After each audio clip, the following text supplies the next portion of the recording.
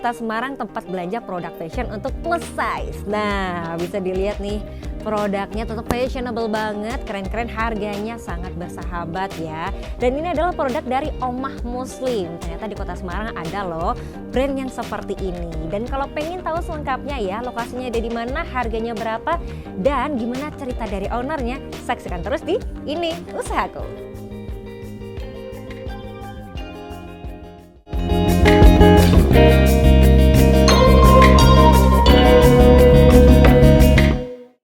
Oke people, sekarang kita sudah bersama dengan Mbak Yaya Sulistiawati, owner dari Omah Muslim. Apa kabar Mbak Yaya? Alhamdulillah baik Kak. Sehat ya? Sehat Pak.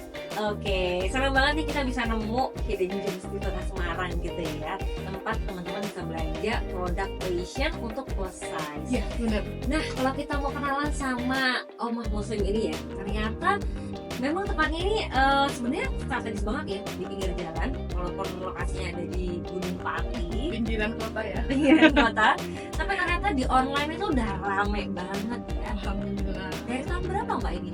Kalau Omah Muslim itu dari 2015, awal 2015 dari kuliah ya. Jadi sudah dirilis dari kuliah. Iya, dari pas skripsian kan banyak waktu senggang tuh Kak. Nah itu aku mulai, aku nggak mau nih kerja kantoran. Akhirnya aku mutusin buat bikin jilbab dulu, baju dulu. Keterusan sampai sekarang. Oh, jadi awalnya dari jilbab, baju, sampai akhirnya diteruskan menjadi usaha yang sekarang ya.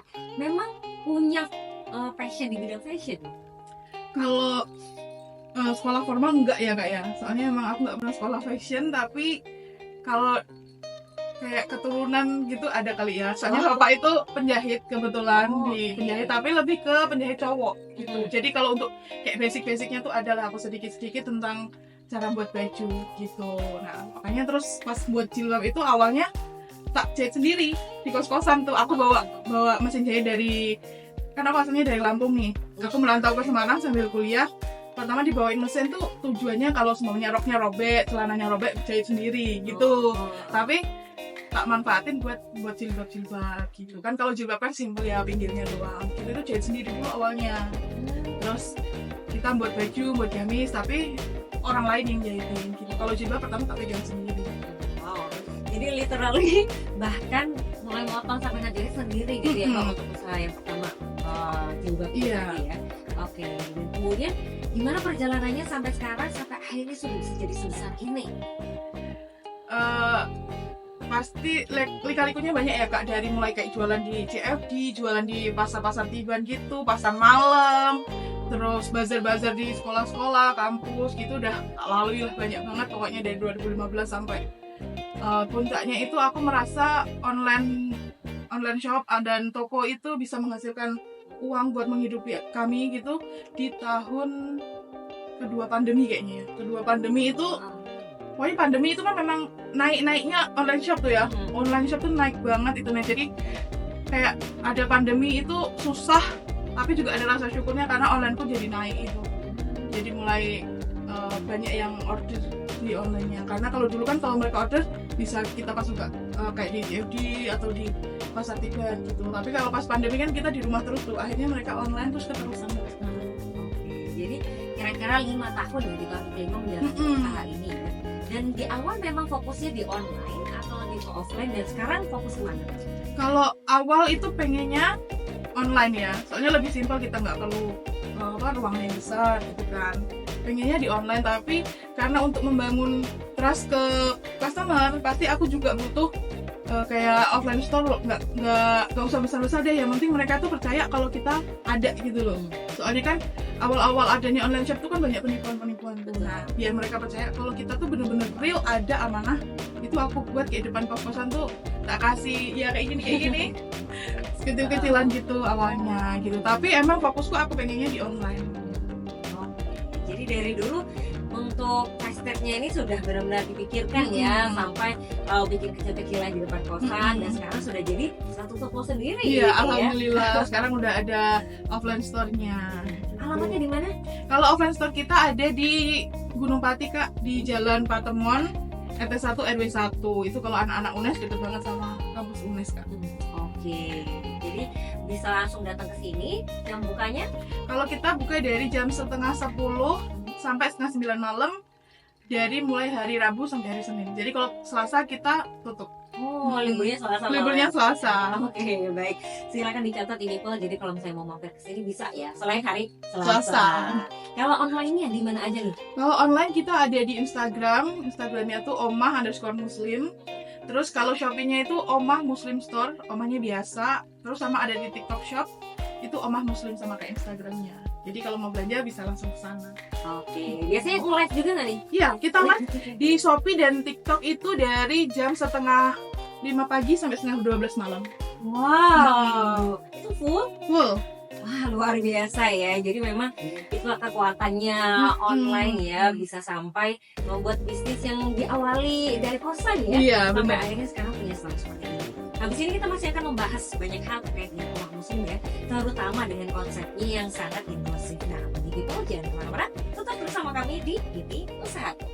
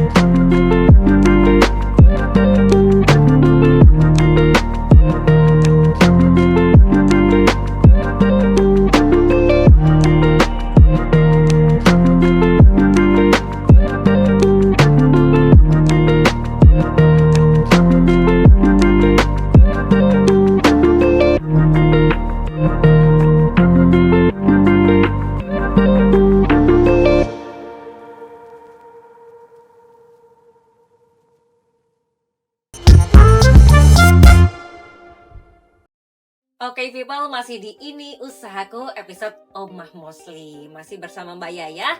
Mbak, kita lanjut lagi ya ngobrolin soal usahanya ya.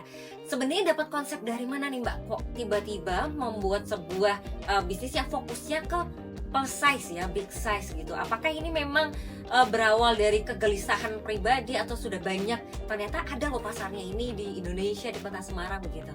Kalau awalnya itu dari awal itu kan nggak langsung plus size ya, nggak langsung big size juga. Kita pertama jualan yang regular size dulu, terus kok penjualannya tuh flat gitu loh Kak.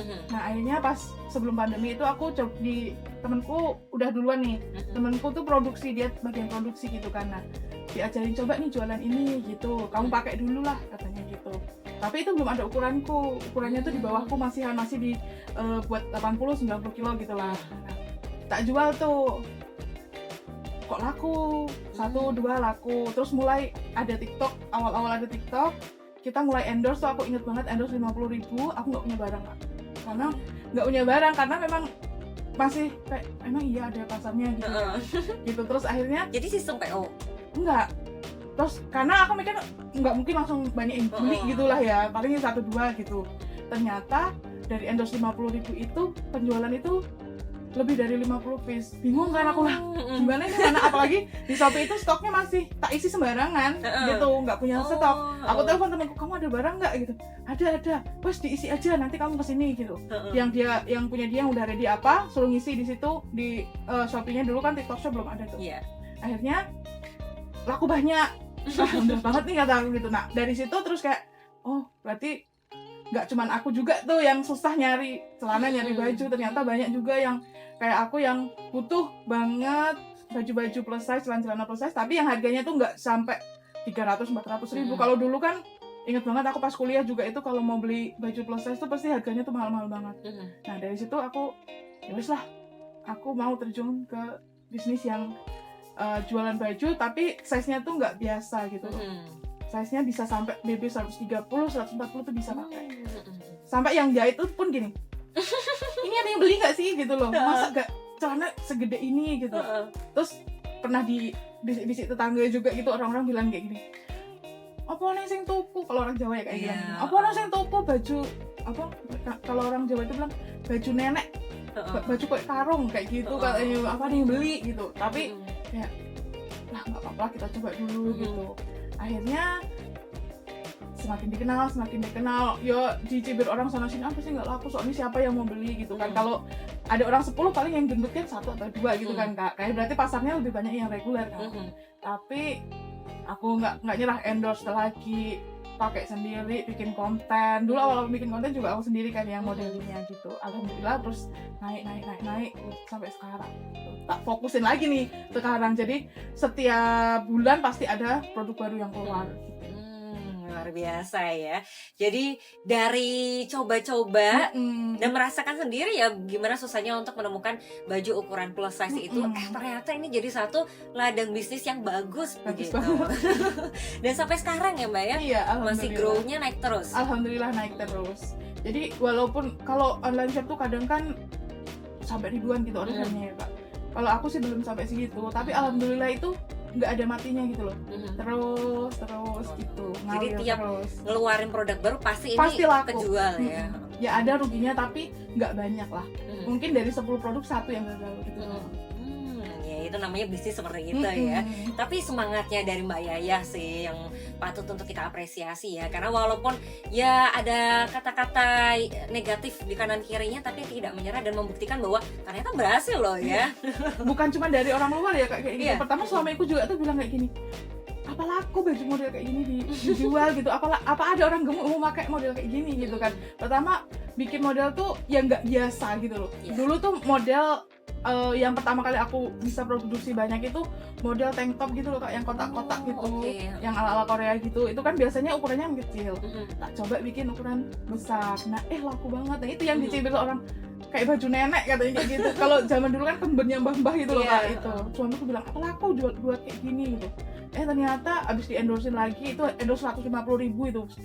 Lakunya banyak banget sampai PO. Alhamdulillah. Terus habis itu lanjut terus sampai sekarang. Tapi kalau untuk sekarang lebih ke ready stock atau PO juga ada?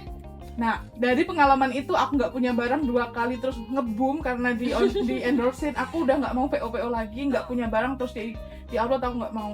Capek banget ya, rasanya tuh kayak dikejar-kejar utang. Iya. Takut, serem. Jadi sekarang barang ready baru tak jual.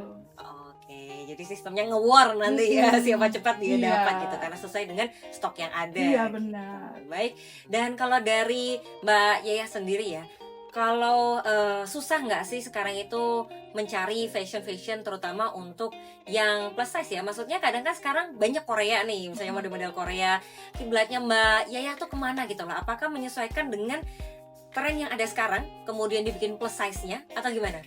Iya, kalau aku lebih ke situ. Kita ngikutin ombaknya kemana nih? Tak ikutin, tapi nanti tak modifikasi yang sesuai sama plus size. Kayak kalau Korea kan kadang ini terus kecil-kecil gitu ya. Nah itu kita ubah polanya, desainnya sedikit biar kalau dipakai plus size itu nyaman dan pantas gitu. Kalau plus size pakai baju yang terlalu ketat juga kan nggak enak. Kalau kata orang Jawa lepet kayak tenisi ya Mbak, gitu, lemaknya kemana-mana gitu. Nah makanya aku kalau buat produk usahain itu yang bisa menutupin kelemahan kita. Contohnya di bagian sini gitu biar nggak kelihatan penuh banget. Perut juga pasti kalau orang gemuk itu yang gemuk nggak cuma bagian dadanya aja, tapi lengannya, perutnya, pahanya gitu. Wow, jadi mengikuti tren yang ada tapi kemudian disesuaikan dengan kondisi tubuh plus size itu cocoknya seperti apa. Iya, dan juga yang lebih sopan karena kita kan sama muslim ya. Karena aku fokusnya plus size yang desainnya itu lebih ke yang berhijab gitu loh Kak. Oke. Nah itu tadi ya, istimewanya adalah plus size dan kemudian ini cocok untuk teman-teman hijabers ya, yang tertutup begitu modelnya. Oke. Dan kalau ngomongin soal harga, tadi kan Mbak Yaya bilang mungkin ada banyak ya untuk plus size tapi harganya mahal-mahal di atas 300 dan lain sebagainya. Kalau di Oma Muslim memang harganya range berapa dan gimana caranya untuk ngepres anggaran tadi biar bisa kasih produk yang tetap terjangkau harganya? Kalau produk big size itu memang secara modal itu pasti lebih besar ya Kak, karena bahannya habisnya lebih banyak. Jahit juga, yang jahit pasti mintanya lebih banyak. Nah, kita caranya gimana? Kita kalau bikin gitu produksi sendiri, nggak sama orang gitu, nggak dibuatin orang atau kita kulaan kalau di sini di Tanah Abang gitu, nggak, kita buat sendiri. Jadi kita bisa ngakalin ini gimana ya caranya gitu, otak-atik pola sendiri gitu loh Kak, biar bahannya nggak terlalu banyak habisnya gitu. Dan kalau kita produksi sendiri kan itu kayak kita bisa ngepres kadang di biaya jahit gitu kan, karena orang-orangnya itu kalau di Semarang itu memang kalau dibanding Pekalongan atau Jepara itu memang lebih mahal ya ongkosnya di sini ya Kak ya. Tapi kita presnya itu di bahan kadang. Caranya pokoknya pinter-pinter bikin polanya itu biar nggak ngabisin banyak bahan gitu. Dan marketing juga sih, marketing itu nggak yang pakai model-model yang udah terkenal gitu ya. Kalau pakai model terkenal pasti kan kita nanti butuh modal tambahan buat promosi kan. Nah itu aku nggak pakai yang kayak gitu. Paling endorse sekali 2 kali gitu. Lainnya itu aku konten pakai anak-anak sendiri. Jadi bisa ngepres di bagian situnya. Oke. Nggak banyak biaya buat promosi jadinya. Jadi bukan bisnis yang gimmick ya, pokoknya cuan aja, Iya. dipres dari segi produksi maupun marketingnya, tapi yang pasti ini bisa menghasilkan untung. Iya, gitu. benar. Oke, wah ini sih pebisnis beneran ya, yang pokoknya berusaha meminimalisir modalnya, tapi kemudian bisa mendapatkan hasilnya maksimal, memberikan produk yang berkualitas untuk para pelanggannya. Iya, Ya. benar. Oke, terus kira-kira rencana kedepannya nih dari Omah Muslim, kan sudah rame di social media, di marketplace gitu ya. Offline store-nya pun juga rame ya. Paling rame itu apa, Mbak? Kalau paling lama itu akhir tahun sama mendekati Lebaran ya. Itu kayaknya waktunya panennya orang-orang yang punya usaha di baju-baju kayak gitu ya. Oke, nah itu ada rencana nggak mau buka mungkin cabang baru atau mungkin bisa reseller? Kalau untuk reseller sih kayaknya belum ya Kak aku. Soalnya kayak harga jualku itu bener-bener tak press buat untungnya buat aku sendiri gitu Mas Jan. Kayak kalau nanti kita pakai sistem distributor reseller gitu belum saatnya menurutku sistemku, karena aku tuh belum manajemennya belum bagus-bagus banget lah gitu. Masih kayak tradisional banget gitu cara pengelolaannya gitu. Kalau rencana kedepannya itu aku pengen juga buat store khusus big size di Semarang bawah gitu, di area kota. Soalnya kayaknya banyak yang bakalan ke sana. Soalnya yang datang ke store sini kalau orang Semarang itu jauh-jauh tuh pada mau nih nyamperin ke Gunung Pati gitu kan, naik gunung gitu kan. Nah, insya Allah semoga 1 tahun 2 tahun ini bisa buka store yang di bawah dan lebih bagus, lebih besar lagi gitu. Amin. Karena bahkan di Gunung Pati aja orang masih rela datang ke sini ya, apalagi di kalau bawah. nanti hadir di tengah kota. Semoga semua rencananya bisa lancar, Mbak Yaya semakin sukses juga buat usahanya ya. Amit Oh ya undur Kak, diri. ini ada tambahan sedikit boleh nggak? Oke. Nah, kan yang tadi nanyain rencana kedepannya ya. Nah, sekarang juga aku lagi bangun sister brandnya dari Omah Muslim. Namanya itu Radini. Dia itu fokusnya ke homeware ya. Jadi nanti kita juga bakalan ngeluarin koleksi-koleksi yang dipakai rumahan buat ibu-ibu, anak-anak kos gitu, anak-anak muda, biar kalau di rumah tetap cantik tapi nyaman dipakainya. Oke. Baik, Ibu semoga tadi perbincangan kita bersama Mbak Yaya bisa memberikan inspirasi buat Ibu semua. Jangan lupa tonton terus Ini Usahaku yang tayang di YouTube channel Semarang Pemkot di hari Kamis ya. Di subscribe biar nggak ketinggalan karena kita juga punya banyak program dari hari Senin sampai hari Minggu. Kalau gitu saya Hani Normalita beserta Mbak Yaya dan juga seluruh kerabat kerja yang bertugas pamit undur diri. Terima kasih dan sampai jumpa.